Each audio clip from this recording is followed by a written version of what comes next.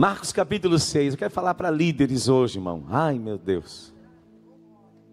É? 6, versículo 31. Apenas um versículo.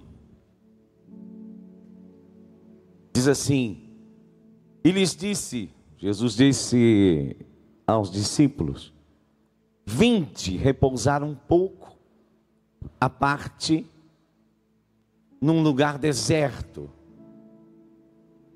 porque eles não tinham tempo nem para comer, visto serem numerosos os que iam e vinham. Diga comigo: numerosos os que iam e os que vinham. Até aqui. Na introdução dessa conversa, como eu disse para o pastor Marcos, hoje a gente estava conversando, ele disse, eu vou lá te ouvir pregar. Eu disse, não, os pregadores assembleanos têm um costume, quando eles são muito humildes, ele disse, não, eu não prego, eu só conto um testemunho.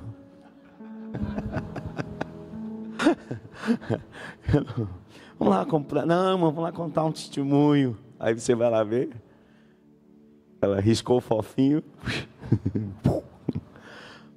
Bem, mas nós vamos falar um pouquinho sobre liderança hoje e talvez seja um tom de uma conversa de olho no olho. Mas diga comigo: numerosos.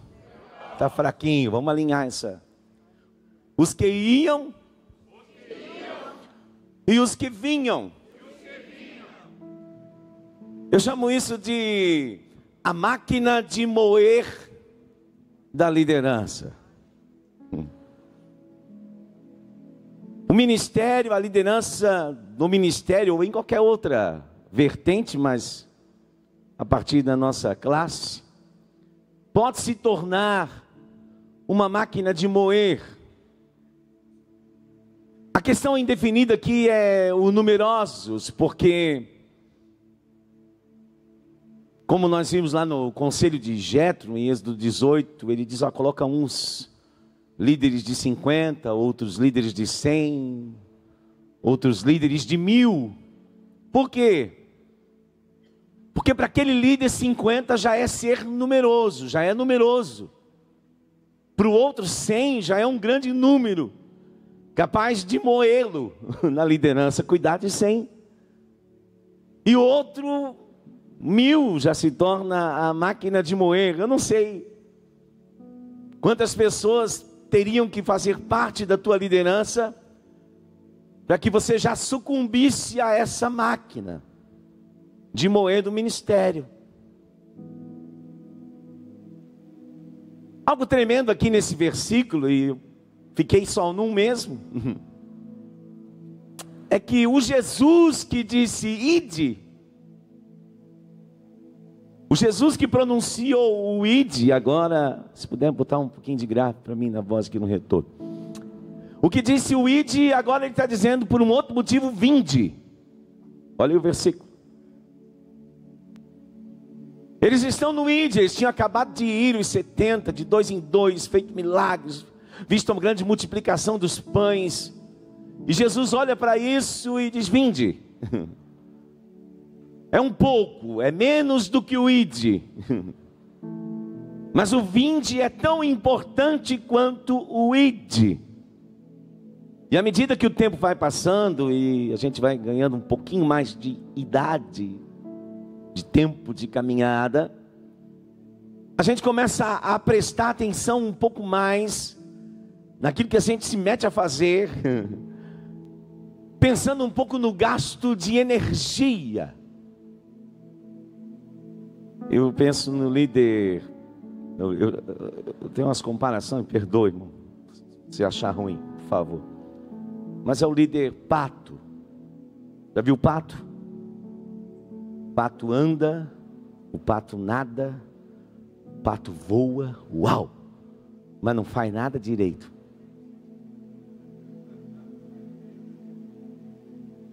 anda feio, nada torto, voa mais ou menos. Quanto mais rápido nós entendermos liderança. Eu disse hoje, estava conversando com um pastor, disse: meu irmão, a necessidade de controle, né? Deve fazer uns 13 anos, mais ou menos, talvez Emerson, a equipe aqui, você pode me ajudar. Mas eu acho que faz uns 13 anos. Eu nem tenho a chave da igreja. Eu nem sei se tem chave. Aprender a entender algumas coisas, mas o controle leva você para a máquina de moer. Mas por outro lado, a pergunta lícita da liderança é como abrir mão do controle, como delegar, sem perder o rumo. Porque às vezes você quer ser legal e tá bom, eu vou mostrar que eu não quero controlar. Mas o problema é que você não gerou líderes com o entendimento correto para fazer o que tem que ser feito. E quando você não cresce nesse trabalho de gerar líderes, irmão, é o trabalho mais cansativo do ministério. E talvez o mais ingrato. Porque o fruto é muito pequeno. O fruto que você vai colher disso é muito pequeno, é muito trabalho. Bill Hybels dizia uma coisa: mas como é que faz para um líder entender uma coisa? Depende de quantos cafés você está disposto a tomar. Porque às vezes você vai ter que repetir 1000 vezes a mesma coisa. E se você me perguntasse uma coisa boa, assim, pastor, ensina o que o pastor aprendeu que marcou o teu coração nesses 20 e poucos anos de liderança no ministério, assim, aquilo que o senhor queria saber naquele livro, sabe aquele livro que eu vou escrever? O que eu faria se eu começasse de novo? Todo pastor devia escrever esse livro, pastor Marcos. Todos têm alguma coisa importante para passar. Eu aprendi, queridos, que você não procura líderes. E eu faço isso o tempo todo. Tudo que eu estou fazendo, eu estou procurando líderes. Mas não procure líderes. Eu procuro líderes hoje de um jeito diferente, que tem me deixado longe de alguns problemas, pelo menos uns 80% a menos. É bom isso, não? Eu aprendi com o Edir Macedo: pare de sofrer. E quando eu não aprendo, Paulo me chama e diz: sofre comigo. Pare de sofrer, e o Paulo me chama: sofre comigo. Uma coisa, quem gostaria de aprender aqui? Não procure líderes, procure respostas. Irmão, como eu queria saber disso há 25 anos atrás. Procure respostas, depois invista. 80% das frustrações na liderança é porque você começa a investir pensando que depois é que você vai ter resposta. E quando não tem, você se frustra e provavelmente... Eita, será que eu falo agora? Não? Vou falar. 80% do que falam mal de mim foi porque eu investi esperando resposta. E quando você tenta obter essas respostas depois de ter investido, muitas pessoas chamam isso de controle. Eu não preciso controlar ninguém. O problema é que eu investi esperando resposta. E se a pessoa já não dava resposta antes, imagina depois.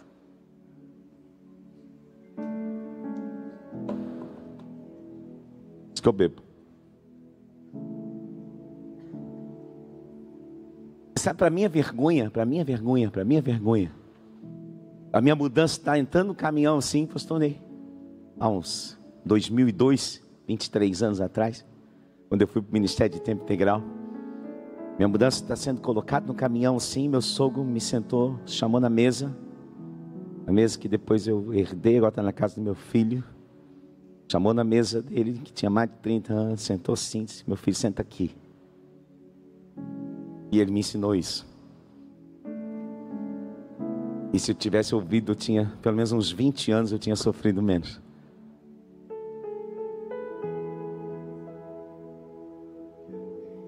Hã?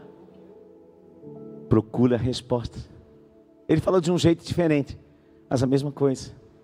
Um dia você vai precisar procurar líderes. Procura em tais lugares. Eles estão fazendo algumas coisas. Eles estão dando respostas em alguns lugares.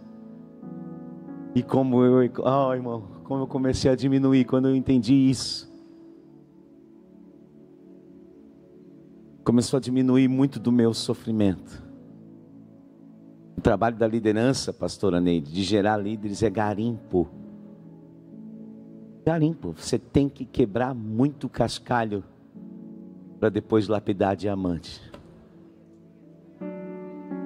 Pastor, não gostei de ouvir isso. O problema é que quando eu ouço como um obreiro, eu preciso ouvir com um bom coração.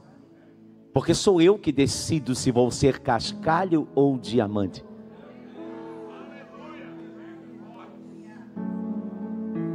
Se eu tenho um coração de servo com identidade de filho, o meu nome é diamante.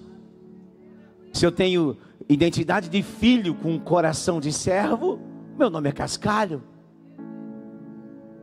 Eu escolho. Sou eu que decido que tipo de líder eu vou ser. Você tem o controle disso. Você escolhe que tipo de líder você vai ser onde você estiver. Naquilo que você estiver fazendo. Talvez você ache que o que você está fazendo no ministério ninguém está notando. Então talvez você não esteja seguindo um bom líder, irmão. Porque bons líderes procuram gente lavando louça. Sabe por que líderes? Sabe por que eu olho muito quem bota a mão para lavar a louça, irmão? Sabe alguém que toma a iniciativa de lavar a louça? Não sabe o que ele está dizendo?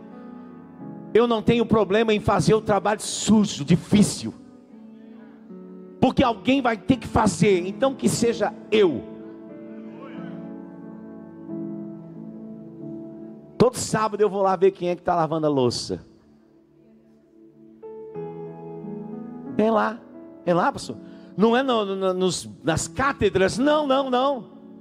Porque pregar você ensina, cantar você ensina, tocar você ensina, qualquer outra habilidade você ensina. Você só não ensina duas coisas. Pergunta para mim, quais as duas coisas que não se ensina, pastor? Primeiro, caráter.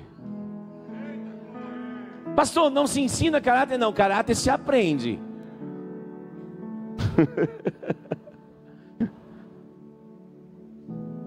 E segunda coisa que não se ensina, irmão, paixão.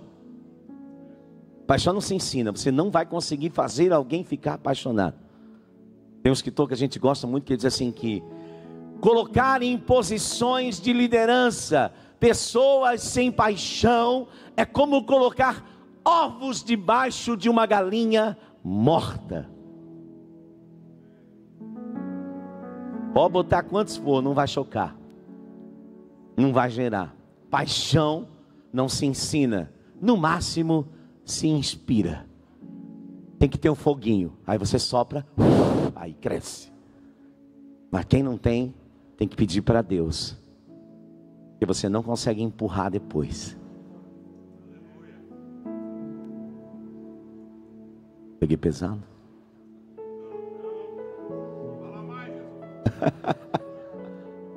Paixão, não.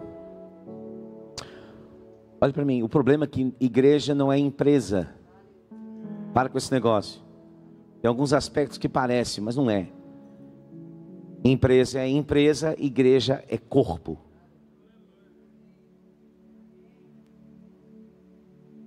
Então depois de enxertar, não é tão simples tirar.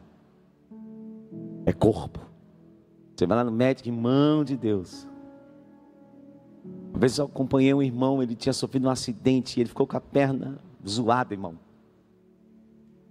Dor, anos e anos sofrendo, e os médicos tratavam aquela perna, mexiam naquela perna, e arrumava aquela perna, e ele...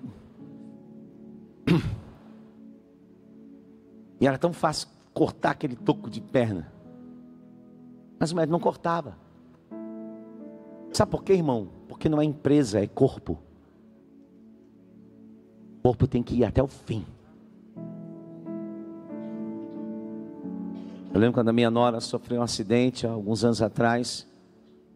O ônibus passou por cima dela. Ali, Tamires, ó. Graças a Deus. O ônibus passou por cima dela, irmão. Por cima da ciclovia. E o braço dela, o esquerdo, direito, né? Tá ali, levanta o braço. Nós estávamos na reunião, na igreja, o telefone tocou, era o bombeiro, e a gente foi lá, eu e o pastor Everton, saímos, sol, meu carro estava marcando 45 graus em dezembro, calor. Chegamos lá, ela estava sendo atendida ainda. E quando eu olhei o braço, irmão, só por um corinho assim, ó. Um braço pendurado. Eu quase desmaiei. Nós fomos até o hospital. Eu entrei com ela e o médico encaminhou direto para a cirurgia. E eu fui ajudando com a maca aqui e o médico do lado. E eu fui no ouvido dele buzinando, irmão. Porque eu olhava a situação. Eu digo, se ele não tiver coração, a coisa mais fácil que tem é cortar. O pouquinho que falta ali, resolver a vida e ir embora. Eu disse, doutor, essa menina é uma ministra de dança. Ela tem 15 anos. Não corta o braço dela. O Senhor vai operar e eu vou orar. E Deus vai operar junto com a sua mão. E o Senhor vai fazer um trabalho como o Senhor nunca fez, mas não corta. E eu fui até a porta, até onde eles deixaram eu ir, irmão. Eu fui do lado, buzinando no ouvido dele. E eu não lembro quantas horas nós ficamos esperando e orando até o final daquela cirurgia. Mas quando ela saiu daquela sala, ela saiu com o braço.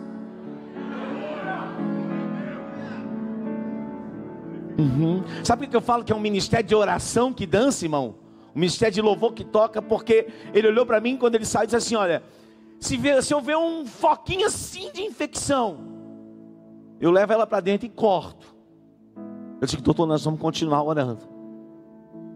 E no outro dia a mãe dela ligou para a gente e disse, olha, o médico está preocupado, nós vamos orar. Nós estávamos orando as meninas e Deus deu uma palavra para outra menina da dança, a Emily, agora uma jovem senhora. Deus deu uma palavra profética na boca dela e eu liguei para a mãe dela e disse, olha, Deus mandou falar isso aqui e não vai acontecer, e não aconteceu, e se passaram outros 15 anos. E ela está aqui com o braço e tudo. E ela segura uns neném pesado, irmão. Um bebê pesado. Aquele pequeno, não sei onde ele coloca tanto feijão. Ele pesa uns 15 quilos. Um menino. Porque é corpo. Então nós temos que ter cuidado quando nós lidamos com as questões de liderança. Não é tão simples. Eu lembro que eu trabalhei com um líder difícil, irmão, por 12 anos. Eu tinha uma pessoa da minha equipe que eles não falavam, irmão. Eles não falavam. Mas eles pensavam assim, como é que o pastor aguenta?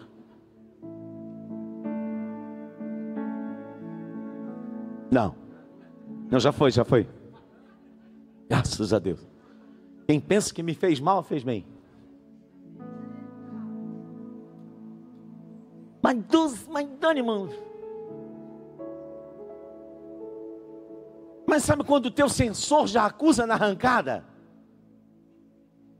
Na arrancada, eu ia orar na madrugada e eu dizia para minha esposa, meu amor, eu não sinto receber esse irmão. Não como irmão, mas como líder. Lá atrás, e minha esposa dizia, meu amor, mas como é que você vai fazer? Como é que resolve isso? Você vai...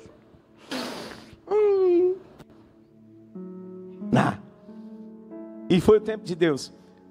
Aí teve uma única pessoa da equipe que teve coragem depois de perguntar para mim, disse, pastor, por quê? E eu esperei essa pergunta por muitos anos. Eu perguntei, disse, filha, quantos anos você trabalha comigo? Ela disse, uns 10 anos na época. Depois vi você ser jovem, vi você crescer, vi você casar, vi você ter filhos. E você está aqui servindo comigo, Você confia a sua vida nesse ministério, né? Confio. Pois é. É porque você sabe que está em um lugar onde mesmo com muitas dificuldades, as pessoas não são descartáveis. É corpo. Você sabe que você pode errar e eu não vou jogar você fora. Você sabe que se você falhar, eu vou tentar te ajudar. Porque mesmo nas situações mais extremas, eu não decido quem entra ou quem vai. Eu não decido os que vêm e os que vão. Isso é um problema do pastor da igreja. Eu só sirvo a ele, ele é o sumo pastor. As ovelhas são dele e ele as maneja como ele quiser. Mas dói, no começo a gente sofre mais com essas verdades, mas nós precisamos aprender, irmão. É Jesus instruindo. Olha aqui, irmão, eles estão cansados, eles não têm tempo para comer, sabe, irmão? Tem gente que trabalha tanto, está tão envolvido com as coisas do ministério que Deus lhe deu, que não tem tempo mais para sentar para comer. Fala o tempo todo, mas nunca para ouvir. Tome cuidado com líderes que não ouvem. Porque Jesus falou que sobre eles que é muito perigoso um cego guiar outro cego. E a visão não vem pelo ver, a visão vem pelo ouvir. A fé é você ver aquilo que ainda não é aparente no mundo físico, mas ela vem pelo ouvir. A fé vem pelo ouvir. Diga-se, o ver vem pelo ouvir. O que Jó diz? Antes eu te conhecia de ouvir falar, mas agora os meus olhos te veem. Aleluia. O lugar deserto, o lugar secreto, irmão, a pressão, à medida que se torna numeroso o teu ministério, a pressão vai ser enorme para tirar você desse lugar de descanso. Um dia o Senhor falou para mim, alguns anos atrás, quando eu estava nessa máquina de moer, com muito menos pessoas, com muito menos igrejas para cuidar, com muito menos trabalho no ministério, e eu estava morrendo. A máquina de moer estava me matando. Eu já vi pastor morrendo com 20 ovelhas, irmão. E ele está morrendo, está com 15 ovelhas, ele está morrendo. Com 10 pessoas no ministério, ele está morrendo. 20 pessoas, ele está morrendo. Mas ele sonha em crescer, mas ele nunca se atentou em aprender. A gente sonha em crescer, e Deus quer que a sua igreja cresça, glória a Deus. Mas isso é muito mais intencional, por incrível que pareça, irmão. É muito mais intencional do que sobrenatural. O sobrenatural a respeito disso está feito, Deus não vai fazer, Deus já fez.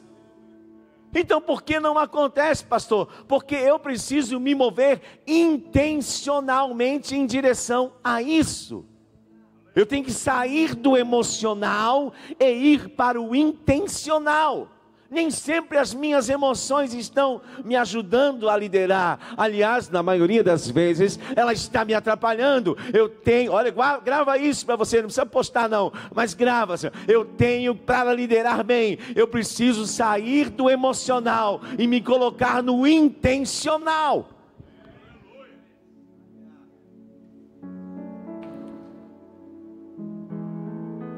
Senão a máquina vai te moer.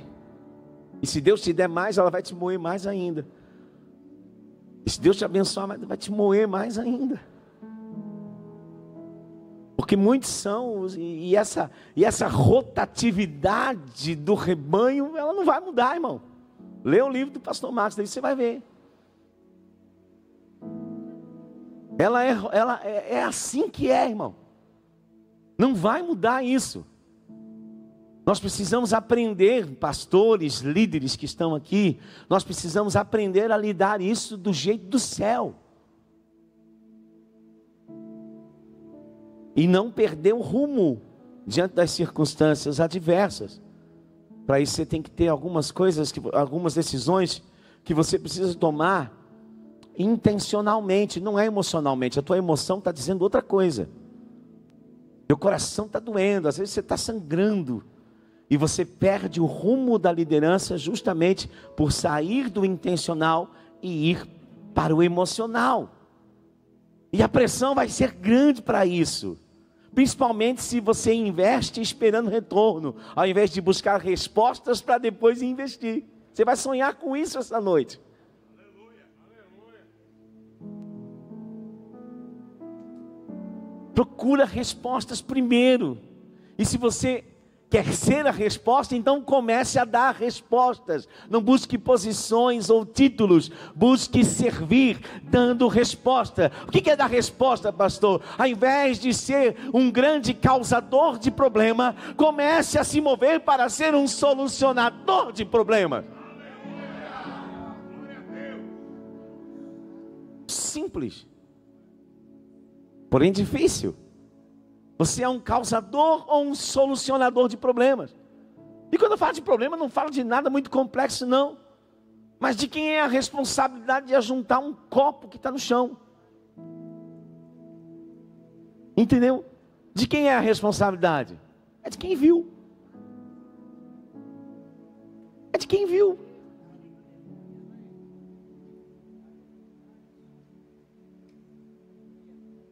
O servir, Jesus, quando ele vai dar o maior exemplo, irmão, de liderança, ele fecha a boca, como já foi dito aqui, pega uma bacia, uma toalha, e eu aprendo mais de liderança com ele, com a bacia e com a toalha.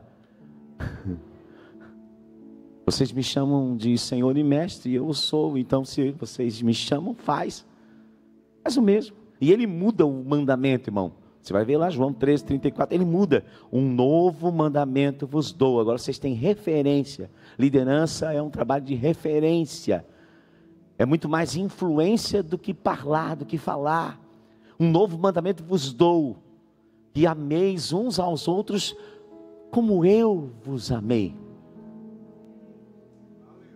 Ou seja, faz o que eu digo e faz o que eu faço.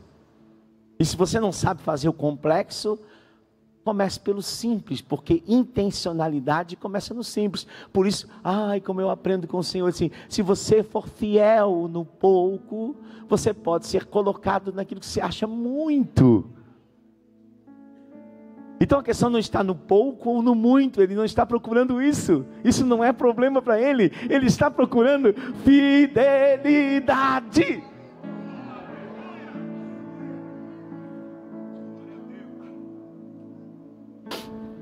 Vamos lá, vamos para o fim, diga graças a Deus.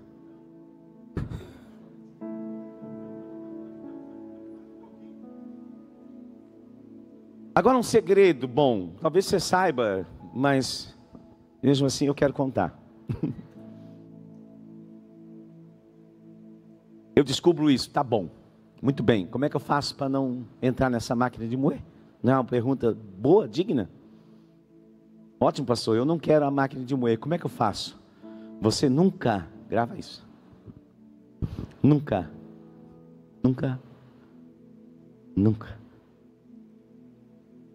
Sabe o que é nunca? Nunca quer dizer exatamente o que quer dizer. É nunca. Nunca se empolgue. Porque o que eu vou falar vem muito mais da empolgação do que de problema. Nunca se empolgue a ponto de se tornar refém.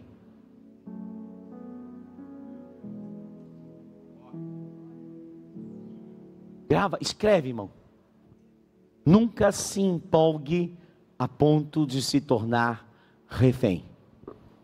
Irmão, hoje é uma delícia. Meu Deus, como é gostoso nosso trabalho com o Ministério de Louvor. Tem músico sobrando, sobra a gente na escala, a gente vindo, irmão. Mas no começo era difícil, irmão. Viu como era difícil? Só que pastor, aqui dava ruim, porque tinha um problema. Eu toco e canto. Dá para o gasto. Então eu nunca fiquei refém. Eu dizia, o baterista dizia, meu filho, eu boto 2 latas de leite ninho amarrado aqui no pé e eu faço a bateria. Porque o baterista, a hora de chegar para passar o som, e nenhum está aqui mais, graças a Deus desse. Mas o jogo do campeonato brasileiro era bem na hora de vir passar o som. Então ele chegava só depois do jogo. E ele tinha torcido muito, irmão. E ele tinha torcido muito lá no jogo. Ele torcia lá no jogo, irmão. Aí o problema é que ele vinha depois e ele trazia aquele ritmo para o culto, irmão.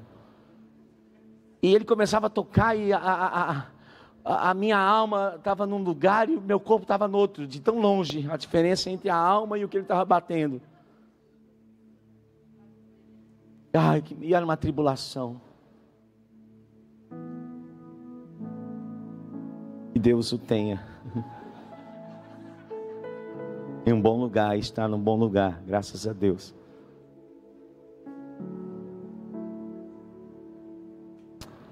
Olha para mim. Come. Como é que diz o professor de igreja? Come here. Olha para mim.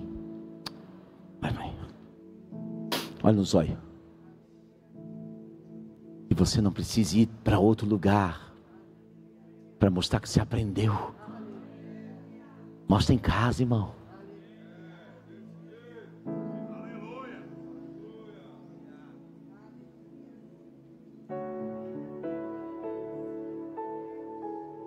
Nem vou ficar aqui.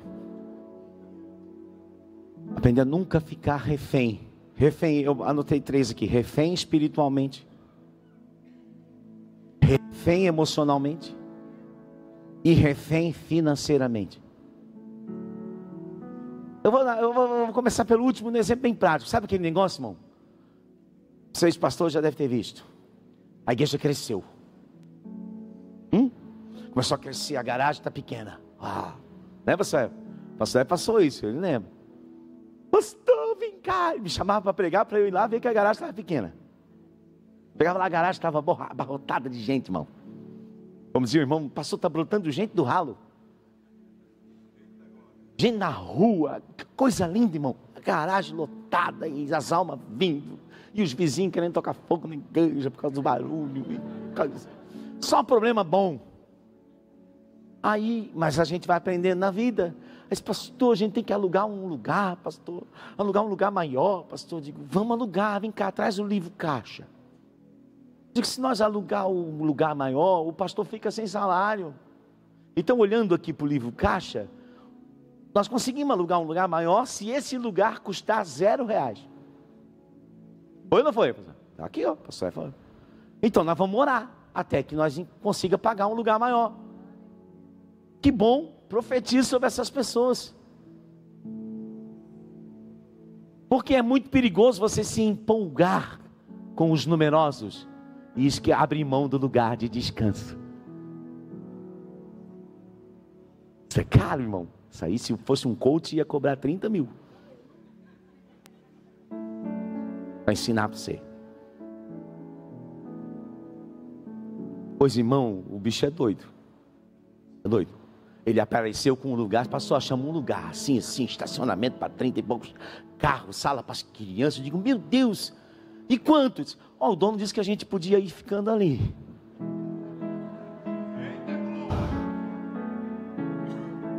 R$0. Aí já cabia umas 100 e poucas pessoas, mas bem, nós somos especialistas, bem colocadinhos, nós chegamos a colocar 150 lá dentro.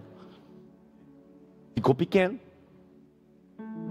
Aí um dia eu cheguei lá, ele tinha feito uma sala de criança, arrumado tudo. Digo, lindo, vem cá ver, pastor. Digo, vamos lá ver.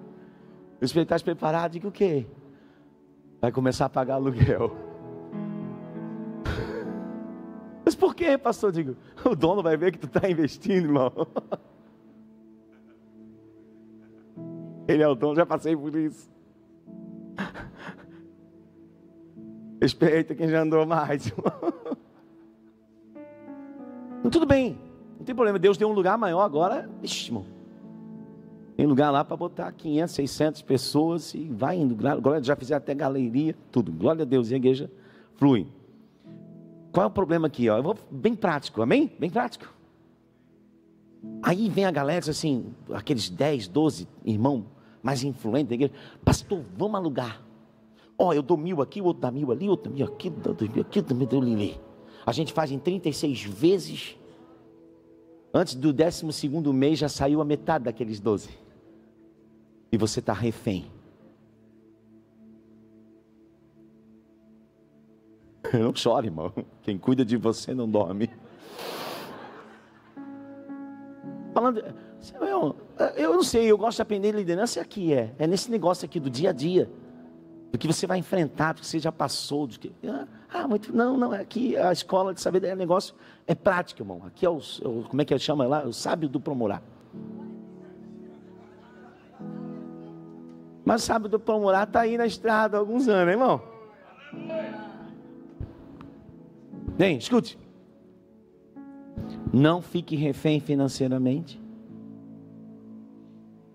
Não fique refém emocionalmente.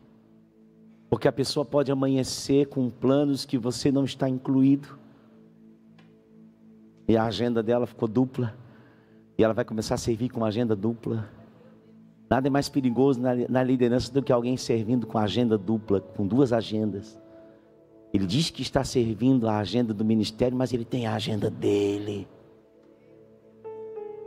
E sabe o que é isso? Meu Deus, eu estou forte, tá forte hoje aqui, irmão. Eu estou com medo. Qual é o problema? Eu vou falar de uma situação que você enfrenta onde você estiver liderando. Quer ver? Você confirma para mim se for verdade?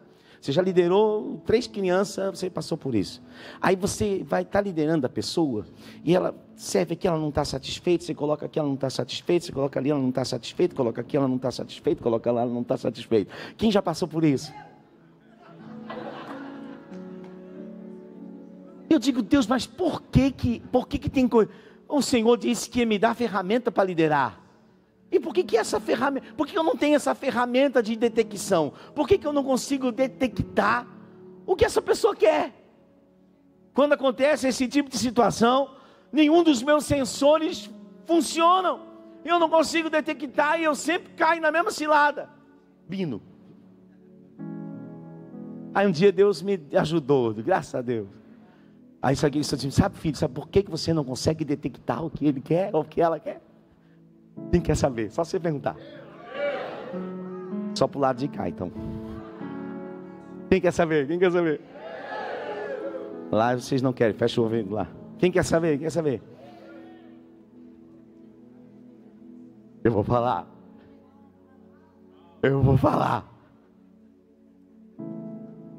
Quando você não conseguir detectar o que a pessoa quer, é porque ela não vai falar. Metade da resposta. Resposta completa. Porque o único lugar que ela ficaria satisfeita é com o seu.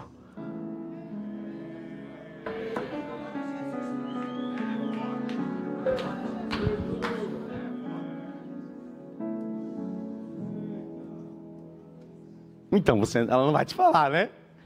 Concorda ou não?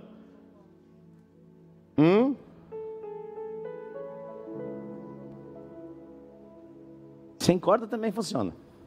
Com corda e sem corda. Então não fique refém emocionalmente. E refém espiritualmente, irmão. Esse aqui eu deixei por último porque era mais difícil. E quando eu nunca fico refém espiritualmente. É uma imundícia. É uma imundícia. O Paulo fala em 2 Coríntios capítulo 7, versículo 1. Mas vós, amados, visto que tens tais promessas, purifiquemo-nos de toda a imundícia da carne e do espírito, aperfeiçoando a vossa santidade no temor do Senhor. Tem imundícia que é no espírito. E sabe qual é a principal imundícia do espírito? Quem quer saber? Ego não tratado. Até se arrependeu de mim hoje, né, meu? Melhor assistir em casa, né? O ego não tratado é uma imundícia espiritual, irmão. Sabe por quê? Porque a pessoa que ele mais engana é a própria pessoa. Quem está com a esposa aí do lado? Quer ver? Vou dar um exemplo para você. Quer ver? Pode estar com a esposa do lado aí? Tem coragem de dizer algo para ela que eu vou te dizer, sem você saber o que eu vou dizer? Tem? Quem tem? Deixa eu ver. Então tá bom, olha para ela aí. Diga assim: meu amor, minha vida, se precisar, para te sustentar, para te prover, eu vendo água no semáforo. Eu prefiro. Fala, irmão, não estou ouvindo. É para eu ouvir, não é ela. Eu prefiro ser visto vendendo água no semáforo do que voltar para casa sem te prover.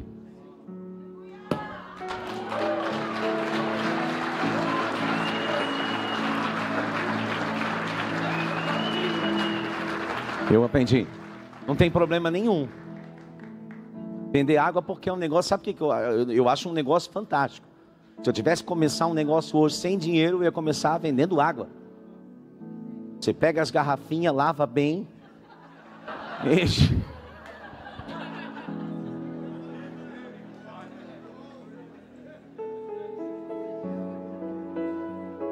Lava bem, enche, passa um foguinho ao redor. Brincadeira. Amém, irmão? Porque é um negócio bom. Sabe por quê? Todo mundo que já bebeu água na vida precisa de novo. Amanhã vai ter sede de novo, de tarde vai ter sede de novo. Negócio bom. E cortar cabelo também é bom, né, irmão? Cortar cabelo, porque quem tem cabelo sempre cresce, irmão. Quem não tem, não tem. Mas mesmo quem não tem, tem uns fiapos que tem que tirar toda hora. Hã?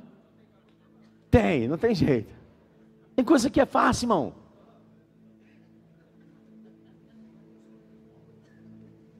Então, espiritualmente, não seja refém espiritualmente, ou seja, do próprio ego.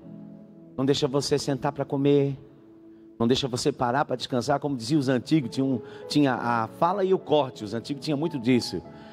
Eu não descanso porque o diabo não descansa. Aí eu digo assim, mas o meu modelo não é o diabo.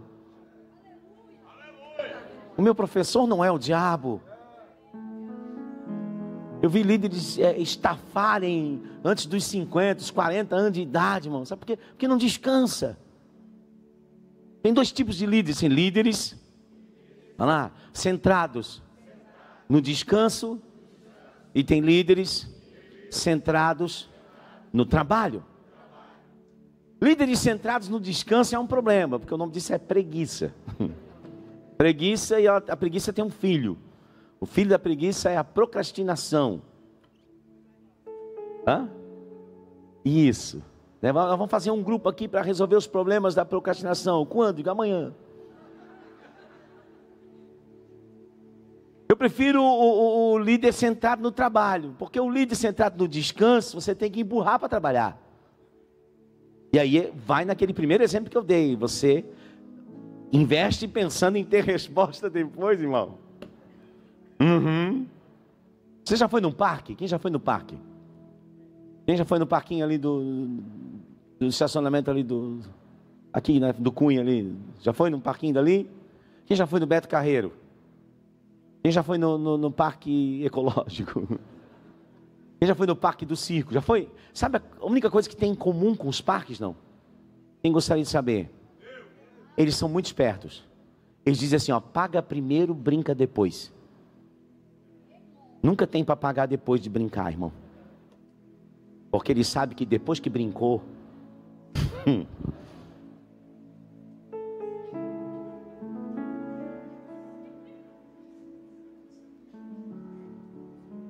eita glória, né, irmão? Então, se você não quer entrar na máquina de moer, não fique refém de nada, nenhum desses 3 pontos. Não fique refém. O Deus que dá o crescimento, irmão. Tem um pastor aqui que ele sempre diz, o Deus que deu o cavalo, ele vai dar água para o cavalo beber. O crescimento, ele traz algumas coisas, mas você tem que conhecer o que você tem de verdade para trabalhar. Nós temos muitos obreiros integrados aqui hoje, graças a Deus, glória a Deus. Mas nós sempre conversamos, nunca precisou. Mas eu sempre deixei claro para eles, assim como eu, ninguém tem fixo aqui.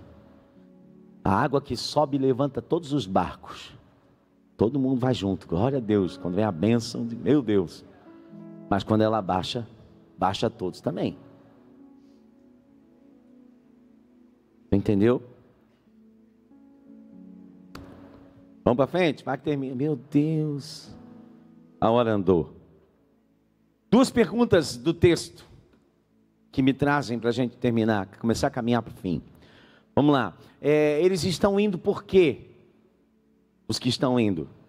E os que estão vindo por quê? Eu comecei pelo indo porque Jesus colocou ele em primeiro. Eram muitos, eram numerosos os que iam e vinham. Porque os que vão acabam chamando mais atenção às vezes do que os que vêm. Porque os que vão, eu vou mexer aqui numa seara difícil. Os que vão, eles vão, mas deixam um tipo de dor. Não é verdade, irmão?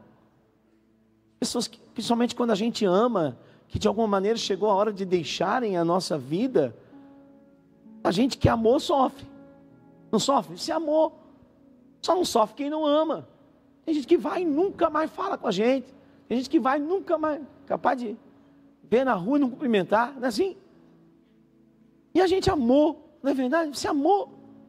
Você foi lá quando tinha alguém doente, você foi no funeral do parente, levou 2 kits do Prevê, que diz a pastora Neide. A pastora Neide é uma figura, irmão. Ela vem no funeral, que disse, irmão, funeral de quente come tanto que no funeral de quente o Prevê já traz 2 kits. Aqui a gente entrega tudo. Então traz algum tipo de dor à igreja. Nós temos que lidar, e o crescimento também aumenta esse tipo de dor. Agora tem os grupos da igreja, né, irmão? Então quantas pessoas saem de uma igreja grande durante o mês? Quantas pessoas têm que ir? Por circunstâncias, nem vamos julgar, elas têm direito, irmão. Apenas as pessoas têm direito de ir e elas têm direito de vir. Como eu disse, as ovelhas são do Senhor. Nós temos que olhar para o que Jesus está dizendo e fazer para nós mesmos as perguntas corretas. Nós precisamos olhar para nós mesmos, para a liderança. Talvez algumas coisas poderiam ser revertidas e não vão ser revertidas, mas nós precisamos pelo menos aprender alguma coisa sobre isso. Eu aprendo algumas coisas sobre isso. Que bom, como se a gente pudesse mudar entender todos os processos, mas não é assim. Não funciona desse jeito. Então a gente precisa, como igreja local, por quê? Porque senão nós viramos uma falsa comunidade. Sabe o que é uma falsa comunidade? Uma falsa comunidade é que não se entrega, não entra de verdade, porque a gente sofre com os que vão e a gente para de celebrar os que vêm. Os que vêm encontram um ambiente de desconfiança. Os que vêm encontram um ambiente inseguro. Eu nem sei porquê, mas parece que todo mundo tem o pé atrás comigo. Quanto mais legal a pessoa é, mais nós temos o pé atrás. Porque a gente não quer gostar dela, porque a gente acha que vai gostar dela, daqui a pouco ela vai também. Eu estou falando de realidade da igreja, irmão. E aí nós corremos o risco de virar uma falsa comunidade.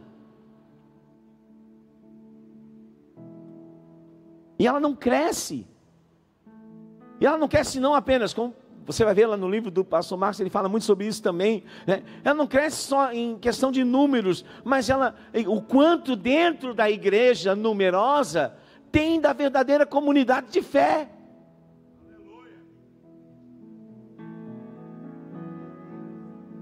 A igreja é como um aeroporto, uma rodoviária, irmão. Tem um monte de gente durante o dia que está indo e vindo. Mas tem gente que vai para ali de manhã durante anos porque faz parte daquele time que serve ali. Mas ele só tem aquele emprego por causa dos que estão indo e vindo. Se não tiver os indo e vindo, eles não têm o porquê ir. Imaginem se entristecendo porque alguém que foi tão legal ali no café que tomou, agora vai entrar no avião e vai embora. Não vou mais, gostei tanto da pessoa, mas ela precisa ir, ou precisa vir. Agora nós temos que entender o porquê eu estou indo ou eu estou vindo. E por que as pessoas vêm e vão. Algumas vão por motivos nobres, outros nem tanto. Mas o que nós vamos fazer com aquilo que nós somos enquanto igreja, nós que temos que ficar. Aleluia! Entender isso. Entender isso, porque senão nós paramos de celebrar quem está. Eu lembro que um dia eu mudei na mesma hora, irmão. Na época eu era mais jovem, mais intempestivo, né? E eu estava na minha sala orando assim, um sábado à noite. A igreja era bem pequenininha, e eu preparando o pregador de domingo.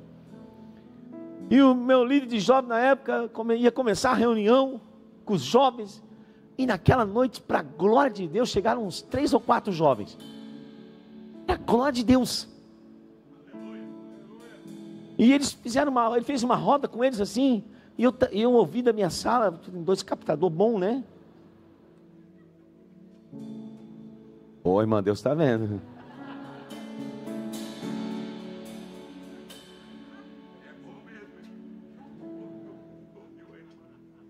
Aí ele reuniu assim aqueles jovens assim. Irmão, aquela semana foi punk do ministério. Era 2008 o ano. Ele reuniu aqueles jovens assim. Ai, irmão, ele saudou eles assim, ó. Aquele sabe? Infelizmente eu vou ter que fazer a reunião só com vocês. Aí dentro de mim eu pensei assim, infelizmente é a última. E foi. O problema é que a igreja tinha 30 pessoas, a família dele era uns 20. A enchente estava vindo aqui no Rio, 2008, bem, aí logo, mesmo dia assim começou a enchente a vir na porta da igreja assim, irmão. E eu perco 80% da igreja naquela noite. E a água subiu e a gente nem sabia se ia ter mais igreja depois.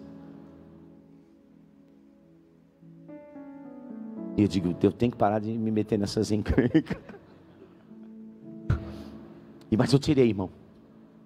Eu tirei. Na hora. Hoje talvez eu ia chamar. Ia tirar também, do mesmo jeito. Porque tem coisa que não tem jeito, né, irmão? Tem que se dizer. Sabe por que eu não estava errado, irmão? Pergunta para mim, por quê, pastor? E faz quase 20 anos. E esse irmão nunca mais liderou nada. Então a culpa não era dele, a culpa era minha.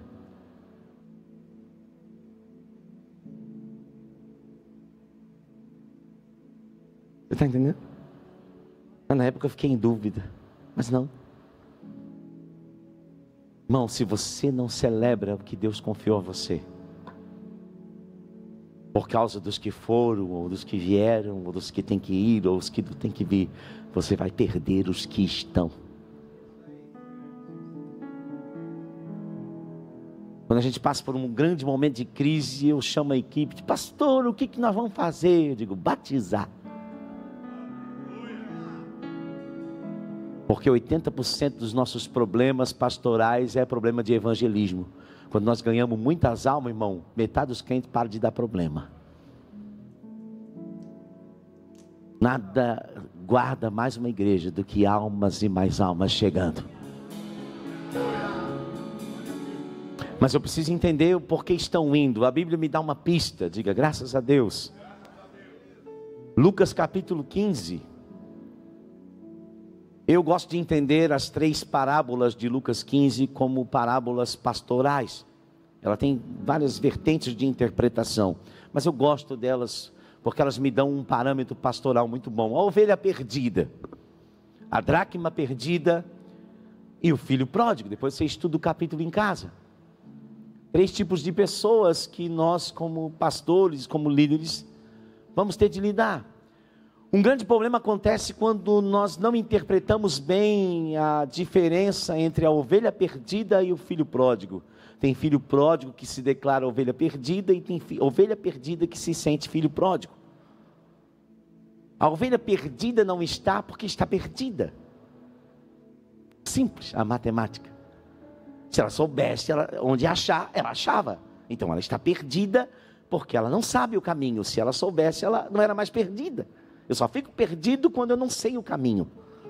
O filho pródigo não, ele está no caminho, mas ele decide por conta própria sair. Mas ele vai sair, nem sempre ele diz sou o filho pródigo. Ele vai dizer eu sou a ovelha perdida. Alguém tem que vir atrás de mim. Mas ele não saiu, ele não é uma ovelha perdida, ele é um filho pródigo. É alguém que quer viver do jeito que quer e ainda assim permanecer na presença. Ele quer fazer do jeito dele, mas o pai diz assim, não, para fazer do teu jeito não dá para ficar na casa. Você pode pegar a parte que te cabe e fazer como você quiser, mas não é possível fazer isso na casa, tem que sair para fazer fora. Então é filho pródigo. Ovelha perdida não, você mostrou o caminho, ela acha e vai. Então esses dois nós já entendemos. A ovelha perdida, o rebanho bem cuidado. Se o rebanho está bem cuidado, eu posso, até o pastor pode sair para ir buscar ovelhas perdidas. O pastor não evangeliza, irmão, quando ele tem medo porque as ovelhas não estão bem cuidadas. E isso precisa crescer na liderança. Olha para mim. Todos nós, como Moisés, precisamos saber o quanto, olha para mim, isso é forte, irmão. Quantos dias nós podemos ficar fora sem que alguém no rebanho levante um bezerro de ouro?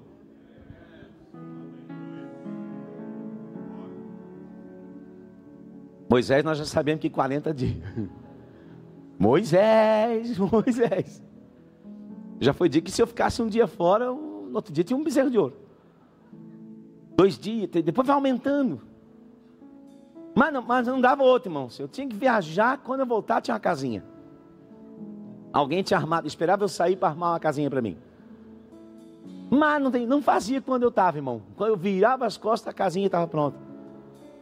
Pastor, deram uma bolada nas tuas costas. Mas não tinha que ver. Mas à medida que o rebanho, a gente vai aprendendo e o rebanho vai começando a ser bem cuidado, isso começa a diminuir. Hoje, graças a Deus, eu sonhei muito com isso, irmão. Eu posso viajar e quando alguém do pastor, eu posso viajar e ter batismo, estão batizando e eu estou viajando. Pastor, como é maravilhoso isso, irmão. A gente ouviu isso como pastor. Tinha mais gente que quando o pastor estava melhor que quando o pastor está. Glória a Deus. Não tem problema nenhum com isso, mas isso, irmão, é fruto de um trabalho. De entender, de olhar para nós e parar, irmão, de se magoar com aqueles que precisam ir e começar a celebrar aqueles que estão. Seja 1, seja 2, seja 5, seja 1000, celebre cada um que veio. Aleluia. E no meio disso está a dracma perdida. E aqui que eu cheguei onde eu quero. Por que estão indo? Porque uma parte dos que estão indo é problema nosso. O que é a dracma perdida? Eu ganhei as dracmas, pastora Márcia trouxe para mim da Grécia, que eu sou chique. Era como uma aliança de noivado, um penhor de noivado. E ela tinha que cuidar daquelas moedas e a moeda se perdeu dentro de casa, não foi na rua. O problema da dracma perdida não é externo, é interno. E ele acontece por 2 coisas, o problema da dracma perdida. Olha para mim. 2 coisas geram o problema numa igreja da dracma perdida: sujeira e trevas. Não é o filho pródigo nem a ovelha perdida. A dracma perdida, o nosso problema é que começa a acumular sujeira e trevas. Porque para encontrar, ela acende a candeia e varre a casa. E quando ela encontra, o que tem? O que acontece? Quem sabe dizer para mim? Celebração! Pode celebrar, porque a dracma que foi perdida, foi encontrada e ela está dentro da casa. E onde é o problema de liderança disso? Pergunta para mim, pastor. Eu vou falar, é o DNA. Não me acelera. Vocês querem que eu termine? Eu não. Escuta. O problema de DNA da liderança, irmão, é o seguinte: durante o processo de liderança nós estamos transmitindo o DNA da visão da liderança. E lembra quando você investe para depois procurar resposta, há um problema de comunicação com esse DNA. Esse neurônio não comunica com o outro direito. Ele tem um cérebro próprio, ele tem um pensamento próprio, ele tem uma cultura própria, e ele não recebe cultura do lugar que ele está. Entendeu? Eu já fui líder, pastor na Assembleia de Deus, é outra cultura. Lá minha esposa ia fazer caminhada e corrida de sainha. Tênisinho e sainha, agora é moda. Mas era assim que era, é a cultura. Você tem que respeitar a cultura. E todo lugar tem um protocolo para você entrar e permanecer, até na tua casa. Ninguém entra lá e faz o que quer, não é verdade? Então você quer ser bem sucedido em qualquer lugar, você precisa conhecer a cultura, o protocolo. E quando você lidera sem o contato com o DNA do que está acontecendo, acontece esse problema de liderança, você não transmite cultura. Então você tem 10, 15, 20 tipos de cultura diferente na igreja. Cada ministério tem uma cultura diferente, aí você tem disputas. Porque os ministérios começam a se tornar tribos.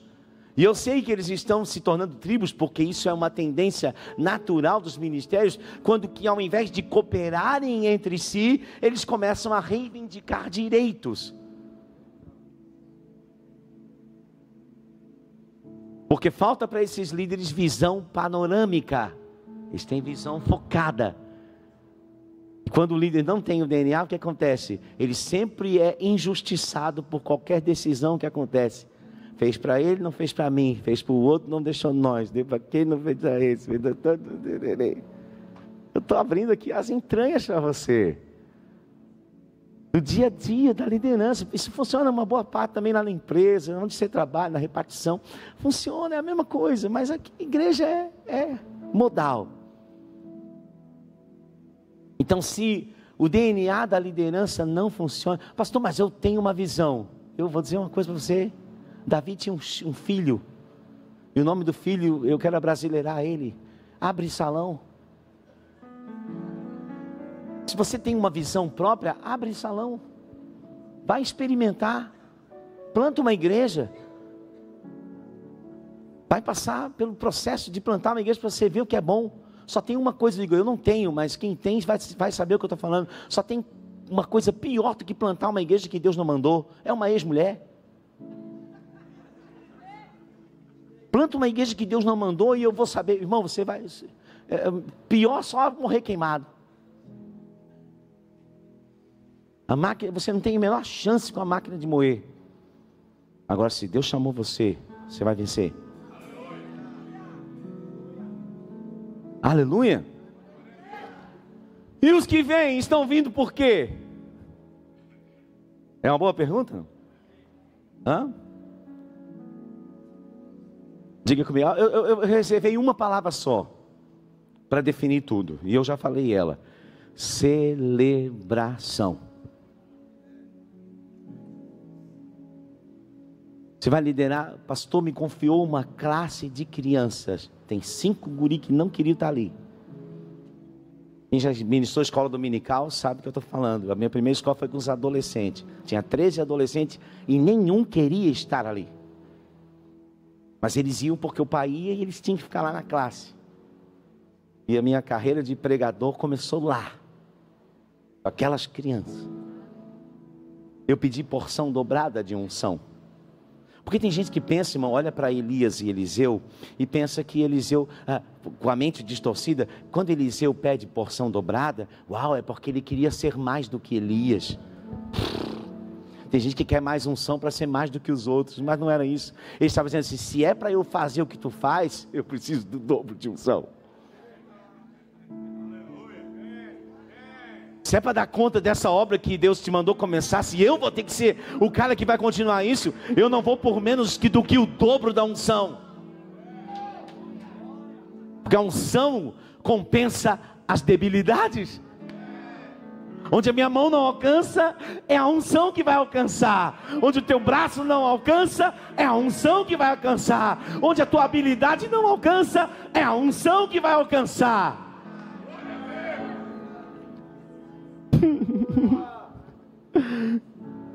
E eu escolhi essa palavra: celebra. Encontra um dos meninos daquele que seja o mais animado, o mais empolgado, e celebra ele.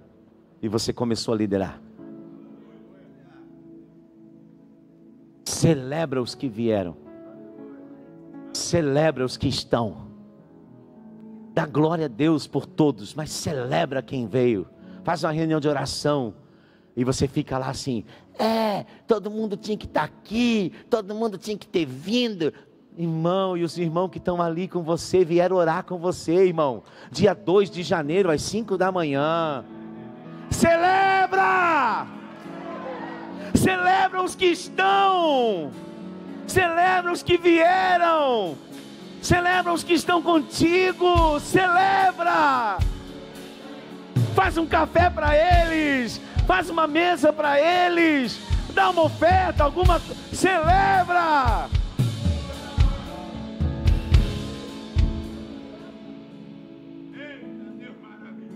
Celebra, irmão. Nós temos que celebrar mais. Eu quero uma celebração agora, todo culto. Celebração, nós temos que celebrar. Sabe por quê? Eu li um negócio na Bíblia. Eu vou encerrar com a Bíblia, para vocês não dizerem que não ficou apenas nas minhas palavras. Isaías 54. Irmão, olha isso aqui. Quando eu li, irmão do céu. Quando eu li desse jeito, irmão. Para aí. Já sabe o que eu já falei, né? Vamos ler exegeticamente, hermeneuticamente.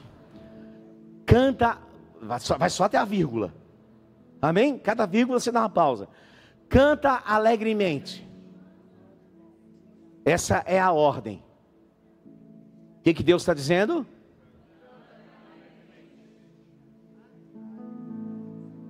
Você entendeu? Porque precisa de líder. Vamos lá, de novo, parte A, só até a vírgula. Canta alegremente. Qual é a instrução de Deus? Vamos tentar de novo? Vamos lá, até a vírgula. Canta alegremente.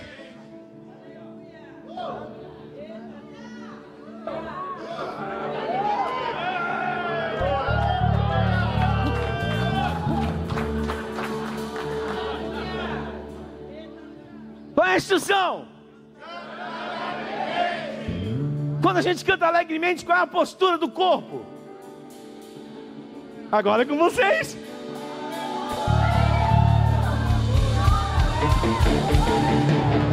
Qual é a ordem de Deus? Não. 1, 2, 3.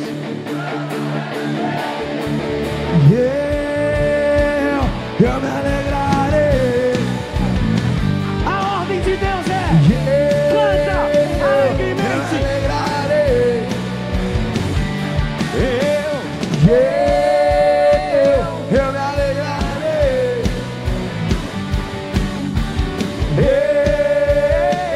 Eu me alegrarei. Vírgula, pausa. Canta alegremente é a ordem. Por que primeiro ele dá a ordem? Porque é uma ordem que não pode depender do meu estado emocional. Quem é bem liderado faz o que tem que fazer, irmão. Mesmo que não esteja com vontade de fazer naquele dia. Você segue ordens de uma autoridade superior. Canta alegremente. Vírgula, ó estéril. Ai, que delícia, estéril está morrendo de vontade de cantar. Canta alegremente, ó estéril. Por que ele está dizendo isso, irmão? Eu vou ajudar você. Porque quando Deus diz canta alegremente, Ele vai ajudar você a curar a esterilidade. Porque um ventre que reclama é um ventre abortivo, mas um ventre que celebra é um ventre produtivo. Como é que eu transformo um ventre abortivo em um ventre fértil? Celebrando. Ana estava chorando, Ana estava clamando, Ana estava entristecida, Ana estava sendo confundida com uma bêbada. O profeta, os sacerdotes para ela: Deus faça contigo conforme o teu coração. A palavra vem, ela lavou o rosto, foi para casa alegre. Quando ela foi alegre, o bebê veio. O teu ministério está com uma esterilidade. Está sofrendo de esterilidade, irmão. Quem sabe se você reunir e celebrar com quem está com você. Aleluia. Celebrar quem veio, celebrar quem serviu, celebrar quem limpou, celebrar quem arrumou as cadeiras, celebrar quem ofertou, celebrar todos que estão com você. Eles vão começar a ter os ventres espirituais férteis e produtivos.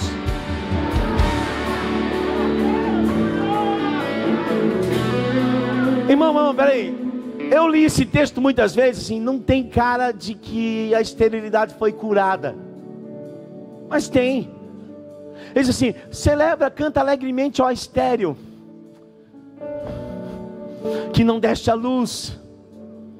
Exulta com alegre canto e exclama: tu que ainda não tiveste dores de parto. Porque mais são os filhos da mulher solitária do que os filhos da casada, diz o Senhor.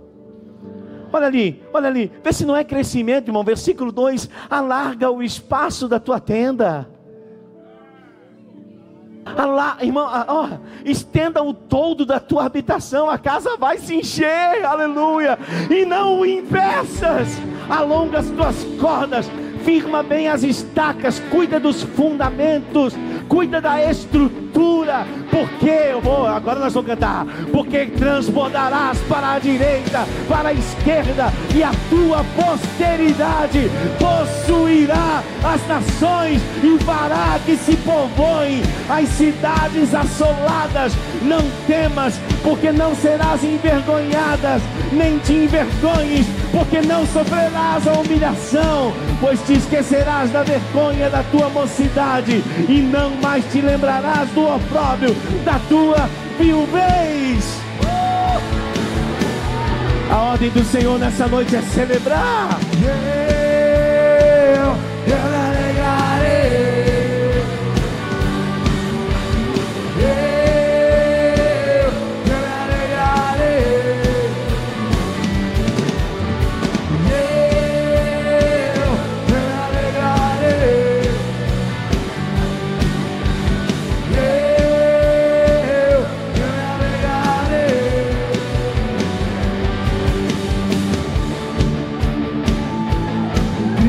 Diante de Deus, se a tristeza salta de alegria diante de Deus, imagine só o que eu farei diante do meu Deus. Imagine só o que eu farei diante do meu Deus. Filha lá, diga: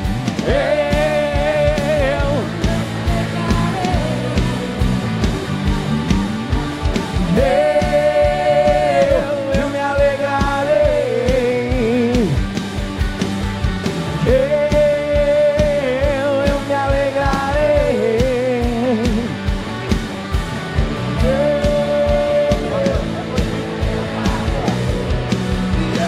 Agora sim, ó. Ficar parado, tô na casa do meu pai. Aqui a liberdade descerá. Proibido ficar parado, eu tô na casa do meu pai. Aqui a liberdade, proibido ficar parado, eu tô na casa do meu pai. Aqui a liberdade, proibido ficar parado, eu tô na casa do meu pai. Aqui a liberdade, eu me alegrarei. Eu me alegrarei.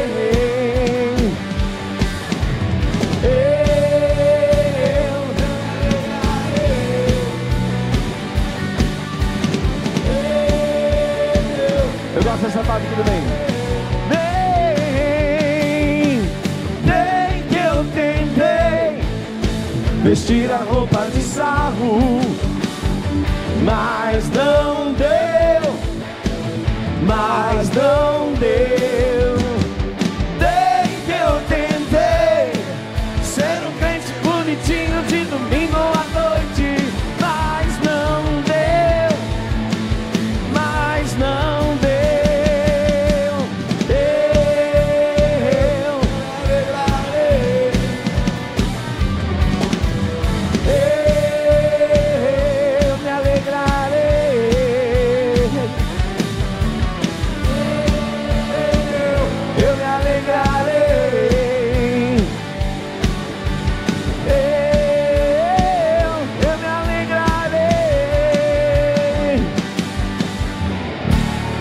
Pode aplaudir ao Senhor com todo o coração.